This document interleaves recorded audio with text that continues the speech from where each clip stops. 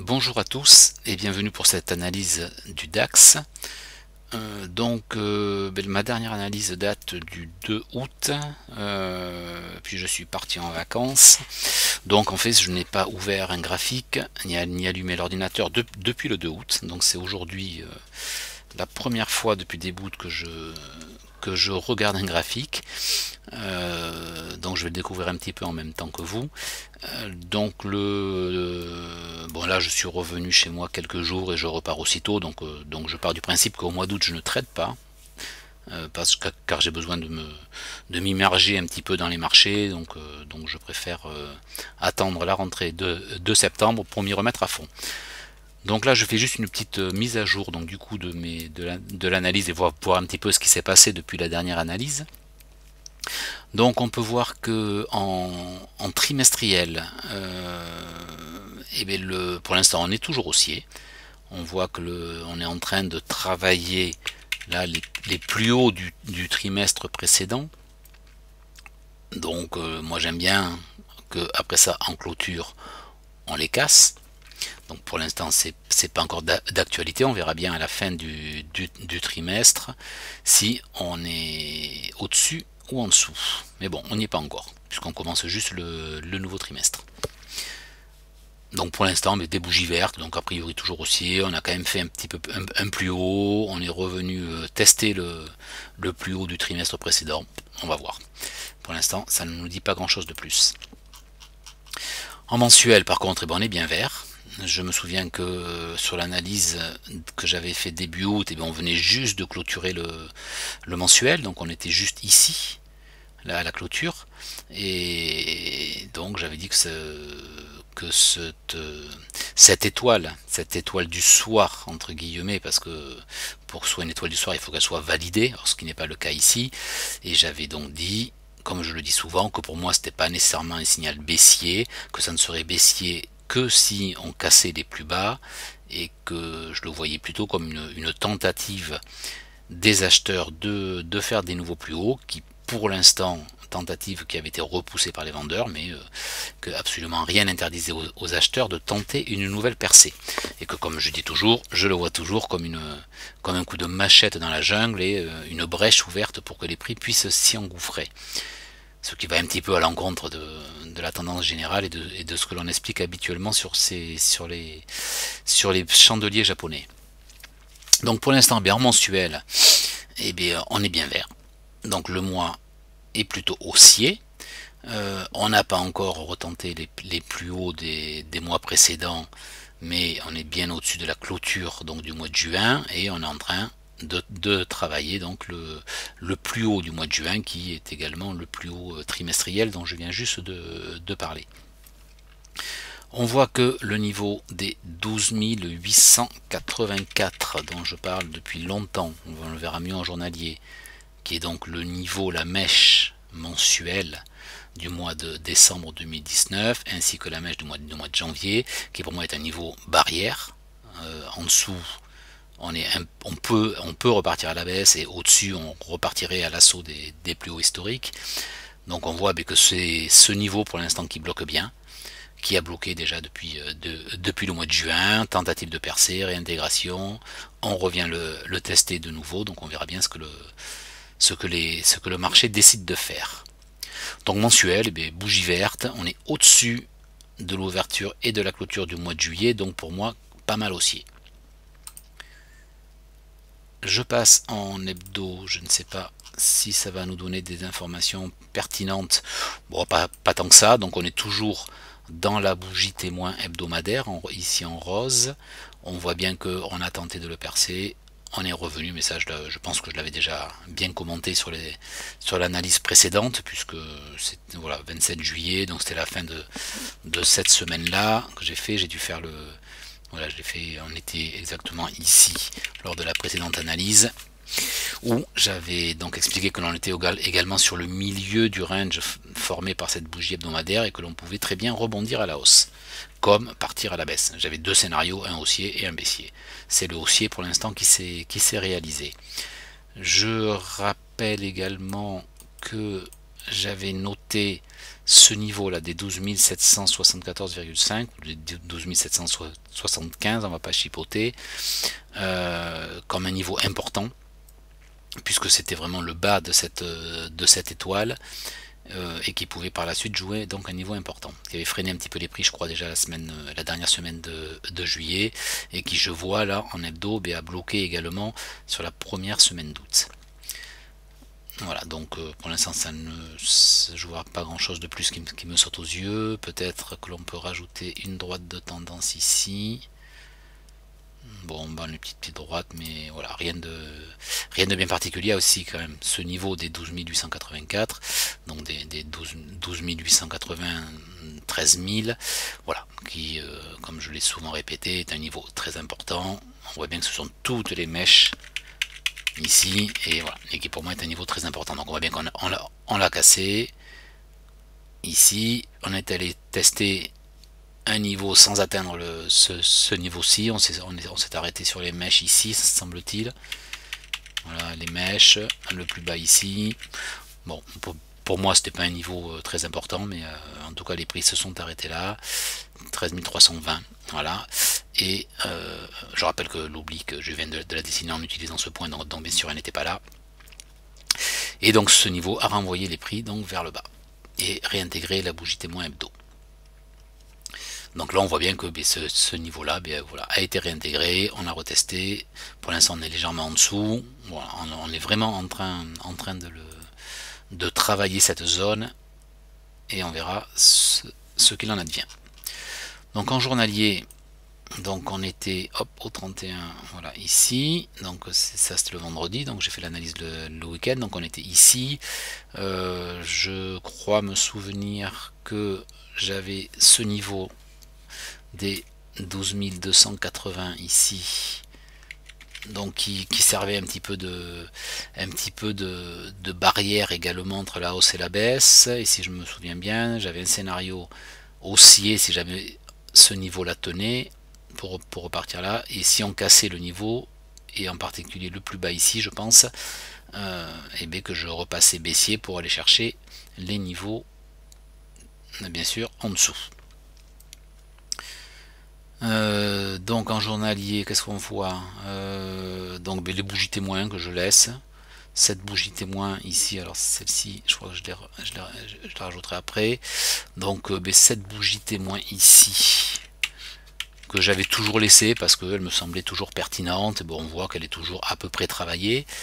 On voit également que le niveau des 775 dont je vous ai parlé, eh bien, on voit qu'il a été bien travaillé là quand même. Oui, c'est ça, c'était bien après l'analyse. Donc on voit qu'il a vraiment bloqué les prix une fois, deux fois, trois fois, quatre fois avant d'être percé, et là on revient le travailler donc pour le valider. Donc soit les prix repartent à la hausse et ce niveau des 12 775 est vraiment validé comme un niveau important, et d'ailleurs il correspond au bas de la bougie témoin, ou alors s'il est cassé à la baisse, et bien à ce moment là effectivement ce sera plutôt baissier. Mais c'est tout à fait normal que les prix reviennent le tester, puisqu'il a vraiment bloqué. On voit qu'ici il a beaucoup bloqué les prix à la baisse, il les a beaucoup bloqués à la hausse, donc c'est tout à fait normal après l'avoir cassé que les prix reviennent le tester. Donc on va voir en une heure à peu près ce qui s'est passé. Alors je ne veux pas refaire la météo de la veille parce que ça sert absolument à rien, mais voilà, c'est toujours important de regarder un petit peu, surtout que j'ai pas du tout suivi le marché pendant 15 jours, donc de regarder si le marché a validé mes scénarios ou pas du tout. Donc on était ici, ouais, voilà, vendredi, donc voilà, après la clôture du marché. Donc effectivement, j'avais donc deux scénarios, un scénario baissier si on cassait les 12 002 pour dans un premier temps repartir à la hausse ici, et si on cassait autrement les niveaux suivants, partir à la baisse pour aller chercher les niveaux. Et si on partait à la hausse à l'ouverture, voilà, j'avais dessiné les flèches. Vous voyez que c'est pas compliqué, il suffit de dessiner les flèches. Là, hop, on dessine les flèches, et les prix ils suivent les flèches. doit y avoir une sorte d'aimant bien sûr sur les flèches qui font que les prix le suivent. Donc si vous voulez aller à la hausse, eh vous dessinez des flèches haussières et vous verrez que le marché ira à la hausse, et autrement vous dessinez des flèches baissières et vous verrez que le marché suivra vos flèches. Non, bien sûr je plaisante, ça marche pas comme ça, ce serait trop beau et on serait tous milliardaires, mais il faut dire quand même que les prix ont quand même pas mal suivi les flèches. Ça m'amuse toujours lorsque je vois ça, parce que bien sûr j'y suis absolument pour rien. Mais on peut voir quand même que donc j'avais indiqué que si on partait à la hausse, ce niveau des 12005, 12490, 12005 bloquerait un peu les prix, les renverrait un petit peu à la baisse avant de casser et partir à la hausse. Bon, on voit que c'est à peu près ce qui s'est passé. On peut même voir que j'avais mis ma flèche exactement sur ce niveau et que les prix sont allés exactement sur le niveau de ma flèche. Bon, bien sûr, je ne l'ai pas du tout fait exprès, mais je pense quand même que inconsciemment, mon cerveau, à force de voir les niveaux, avait un petit peu enregistré qu'on était sur un niveau ici, sur un overlap. Ici, voilà, c'était un niveau qui avait déjà été travaillé, même si je m'en suis pas rendu compte. Je pense que mon cerveau inconsciemment l'avait remarqué.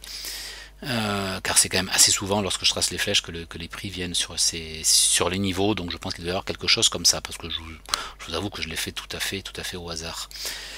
Donc les prix après ont gentiment suivi ma flèche pour atteindre le niveau que je vous avais indiqué. Donc vous voyez, j'avais indiqué que l'on pourrait monter, pardon, absolument aucune certitude, bien sûr, ce ne sont que des hypothèses de travail. Donc les 12 775 dont on a parlé, les prix sont allés les toucher au point près, quasiment, pour refluer, donc ce que j'avais indiqué là, hop, les prix, hop, un petit reflux. Bon là ils n'ont pas été gentils parce qu'ils sont allés plus bas que ma flèche quand même, franchement c'est pas cool. Mais bon, on va pas se plaindre plus que ça. Donc je vois que dans mon scénario, après j'avais anticipé que si on cassait, on irait chercher le niveau des 13 000. Donc on voit que les 12 775 sont quand même importants, puisqu'ils ont été testés une fois, deux fois, trois fois, quatre fois, et la cinquième était la bonne, on les a cassés. On est venu le retester par contre exactement au point près pour aller chercher les 13 000. Donc comme dirait Ibrahim, du zone to zone. Et sur les 13 000, on a corrigé, on est revenu tester les niveaux cassés. Vous voyez, ça c'est quelque chose à laquelle j'attache beaucoup d'importance. Où lorsqu'on casse un niveau, le marché revient tester, et tant qu'on n'est pas revenu tester, je suis très méfiant sur les hausses. Là, on pourrait se dire, allez hop, on repaye, mais ici, on n'a pas de niveau, on n'a qu'un niveau ici, niveau des 12 884, qui certes est un niveau important, mais qui a été traversé comme dans du beurre, sur la bougie de 9 heures. Donc, il n'y a pas de raison que ce soit un niveau qui tienne solidement sur le retest. Mais par contre, les niveaux cassés ici, eux, c'est important de revenir les tester. Donc voilà, donc les prix sont revenus donc chercher le niveau, sont repartis à la hausse, ont légèrement dépassé. Je ne sais pas si ça correspond à un niveau particulier. C'est quoi ce carré là? Ah oui, c'est quelque chose que j'avais tracé, donc je vais le supprimer. Donc voilà, donc pour l'instant, on voit bien que le prix, c'est pas trop où il veut aller. Il est en train vraiment de travailler la zone des 12 880, 12 000, même on peut dire 12 800, 13 000, parce qu'on travaille vraiment sur des zones. Donc, qu'est-ce qu'on peut maintenant anticiper pour l'avenir? On va retourner voir en journalier. J'aime bien faire mes scénarios moi sur le journalier. Bon, on peut voir qu'on est vraiment dans du caca là. On va vraiment il n'y a pas vraiment de directionnel, ce qui est quand même normal quand on est sur un niveau aussi important. Le marché, le travail, les grosses mains, les institutionnels travaillent la zone, et voilà, ils travaillent la zone, ils accumulent des contrats, ou ils libèrent, au contraire, ils se libèrent de contrats. À ce moment-là, à ce moment-là, ils distribuent les contrats qu'ils ont en main, ou au contraire, ils en accumulent s'ils ont l'intention de partir plus haut. Et ils se libèrent des contrats qu'ils ont si ils ont l'intention de pousser les prix à la baisse. Ça, nous, pauvres petits particuliers, on n'en sait rien. Et on essaie juste d'anticiper les mouvements qui pourraient survenir. Donc on voit bien que on a un niveau fort à 12 775, 12 880. Voilà, là on est quand même sur une zone assez forte. On voit qu'on pourrait tracer une bougie témoin ici. Pour ceux qui me questionnent à chaque fois sur les bougies témoins, je vous rappelle que j'ai fait une vidéo exprès dessus, que vous trouverez. On voit qu'on pourrait, ici on monte, on casse les plus hauts, et puis là tout d'un coup on les casse pas, donc on pourrait retracer une bougie témoin là. Mais bon, il faut avouer que ça commence à devenir un peu brouillon. Donc on voit bien que quand on a des bougies témoins qui se suivent comme ça dans des zones, bon, mais ça montre bien que le marché est un range qu'il se cherche et qu'il ne sait pas trop dans quelle direction il va partir.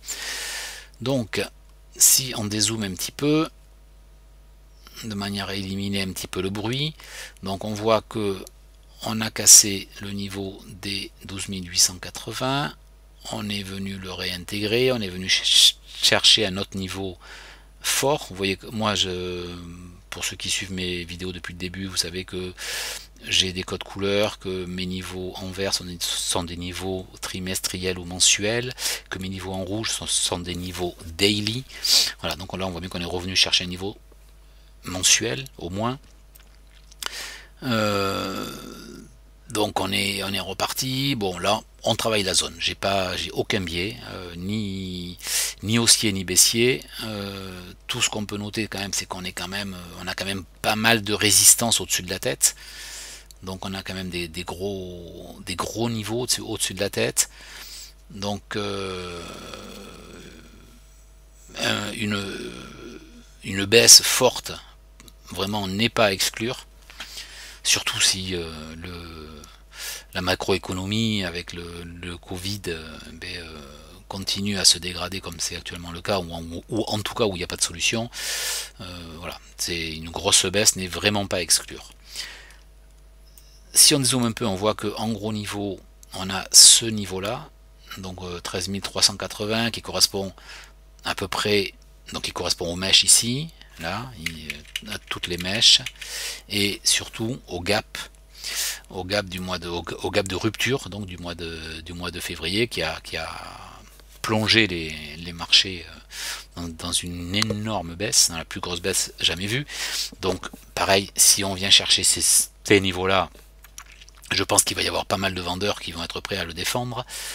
Et ensuite on a bien sûr le comblement du gap et les plus hauts historiques. Donc j'ai tracé cette oblique là tout à l'heure, qui n'a été touchée que 2 fois. Donc la troisième touchette renvoie pratiquement toujours les prix. Donc c'est très rare lorsque sur la troisième touchette de l'oblique on la casse. On va plutôt la casser après sur la quatrième ou cinquième touchette. Mais la troisième touchette généralement renvoie les prix et bloque les prix. Donc moi je dirais comme ça que on est vraiment en range. On voit qu'on est sur un gros range même, on peut dire. Moi je dirais qu'on est vraiment sur un range là entre les 12 775, 12 800 pour le bas du range, donc cette zone ici, et le haut du range, et bien ici les 12 300 et jusqu'au gap 12 380, hein, voilà 12 300, 12 380 qui serait donc le haut du range. Voilà, donc on est vraiment dans une zone, alors je ne voudrais pas trop tout surcharger, mais voilà, donc je ne le laisserai pas. Pour moi le range serait cette zone là. Voilà, donc je vais le sortir pour pas surcharger. On peut voir en même temps, je vois qu'ici on a des recoupements de bougies témoins, donc en 1 heure. Donc bon, un jour ou l'autre je vais faire du ménage et tout effacer. Mais voilà, on peut voir que pour l'instant on a donc un recoupement entre cette bougie témoin là et la nouvelle bougie témoin que j'ai dessinée ici. Bon, on peut voir qu'on a déjà une zone de recoupement, donc qui détermine bien le haut du range, un haut de range en tout cas, et le bas du range, donc à plus court terme, puisque je ne vais pas tout mélanger. Tout à l'heure j'avais indiqué le haut ici, mais c'est un range plus long terme. De toute façon, c'est le principe du range, c'est qu'on a c'est les poupées russes, hein. Donc c'est une boîte dans une boîte dans une autre boîte. Mais en tout cas, on voit bien qu'ici on a une zone qui pourrait potentiellement être une zone de vente. En bas, une zone qui pourrait potentiellement être une zone d'achat, donc entre les 12 775 et ici avec le recoupement les 12 860 à peu près. Même si, bon, donc globalement on a quand même une tendance haussière de manière générale, donc je privilégierais, enfin ouais, vous m'avez compris. Quand je suis en vacances, j'oublie même le français. Voilà, donc je privilégie quand même la hausse, au moins jusqu'à toucher l'oblique. Voilà. Après, la zone de l'oblique va être un petit peu compliquée. Je pense que l'on pourrait. Donc si jamais, voilà, moi je verrais bien un petit scénario comme ceci pour repartir ici. Et voilà, ici, si jamais on cassait cette zone, moi je verrais bien un petit scénario comme ça. Et si jamais on cassait la zone, repartir chercher l'oblique. Et là, moi je serais quand même bien vendeur pour revenir ici. Voilà, ça ce sont vraiment des hypothèses de travail. Si jamais on cassait l'oblique, et bien évidemment, à ce moment-là on traderait comme une oblique, on attendrait un pullback sur l'oblique pour payer. Je vais quand même le tracer aussi. Si jamais on cassait l'oblique, on casse, je pense qu'on viendrait chercher le haut de cette boîte, un pullback, et à ce moment-là pour repartir. Voilà, ça fait donc 3 scénarios. Je n'ai aucune préférence quant au scénario, même si j'ai un biais légèrement haussier, mais par contre si on arrive ici, si on arrive vraiment au contact de l'oblique, là je pense que je serais plutôt baissier. Même si je pouvais ça, je vais même le modifier pour le mettre en pointillé, parce que c'est vraiment pas mon scénario privilégié. Donc je le mets vraiment en pointillé. Voilà, donc ce que l'on peut en dire, donc on voit bien qu'on est quand même un petit range, dans un grand range. Donc c'est bougie témoin dans bougie témoin. D'ailleurs cette bougie témoin, on voit qu'elle a servi quand même, elle a été travaillée pas mal ici pendant toute une journée. Et puis bon, on l'a cassé, on a réintégré l'autre bougie témoin dont les bornes ont quand même continué à servir, et on est revenu retester le bas de cette bougie témoin. Donc vous voyez, c'est vraiment du range, et franchement pas facile à trader, vraiment pas facile. Donc pour les débutants là c'est assez compliqué. Après il faut chercher des opportunités vraiment sur des UT inférieures, vraiment sur les extrêmes de zone pour plus de sécurité. Voilà, j'espère ne pas avoir été trop long pour cette reprise. Donc mes scénarios privilégiés, je finirai là-dessus. C'est donc bien sûr la vente sur l'oblique et l'achat sur le niveau des 12 800, 12 775. Voilà, donc comme d'habitude, donc moi je ne vais pas trader puisque je repars là demain ou après-demain jusqu'à fin août, donc moi je ne traderai pas et je ne réouvrirai pas l'ordinateur avant début septembre. Voilà, j'espère que cette analyse pourra vous aider dans vos prises de décision, et n'hésitez pas à laisser vos commentaires et à poser vos questions. Au revoir et à bientôt.